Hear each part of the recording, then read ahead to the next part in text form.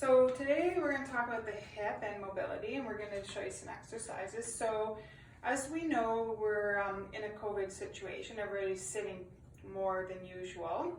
And so when we sit, our hips get tight. And when our hips get tight, we cause the glutes to be inactive. So this can be a contributing factor to hip and knee issues. So we're going to do some mobility for the hips.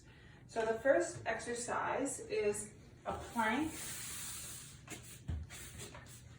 You're going to grab your leg and you're going to get it as close to your hand as you can. So if you can get it at your hand, that's great. If you find this is just enough stretch, you're going to stay here. But if you want more of a stretch, you're going to do a push-up. And you're going to bring it back and you're going to do the other side.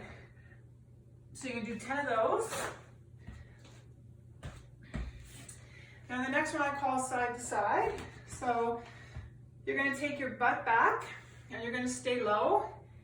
And we're going to work on the inside of the hip here. So we're going to shift from one side to the other, and you should feel it in the inner part of your legs.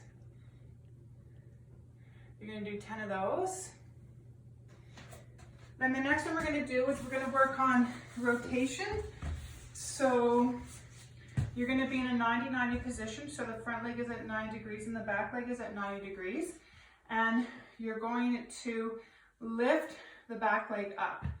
Now, if you find that you can't lift the back leg up, you can get a yoga strap or a belt, and you can attach it onto your ankle, and you can lift it up with the yoga strap, keeping your body upright. Then the other one we're going to do in the 90-90 position is you can either use your hands to help yourself up, or you can just push your knee into the ground. So it looks like this. You're going to go up and you're going to thrust your hips forward. So you're going to feel a lot of tension in the front of the hip as well as the back. And then you're going to slowly come back down and then go back up and then back down. So you can do 10 of those. The next one we're going to do is basically a squat with rotation. So we're going to work on the T-spine as well. So we're going to go down into a squat.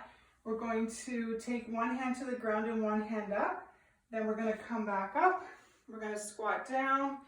You're going to take the other hand and you'll feel it in your hip and your T-spine. So the T-spine is your upper back, and then come back down. 10 of those. And then we're going to squat down. We're going to put our hands under our hips, under our feet, and then we're going to lift up. And then we're going to raise our arms up, go back down, squat down, take your hands under your feet, and then lift back up, and then raise your arms up. And the last one we're going to do is called cars. So we're going to work on the hips. So basically you're going to start with holding on to something, raise your leg up, out, back, and around, and you're going to do 10 of those. Now this is really good for hip mobility. I would do these before you activate the glutes, and if you don't have hip mobility, that can also affect low back and your knees as well, because the glutes is the powerhouse of the body.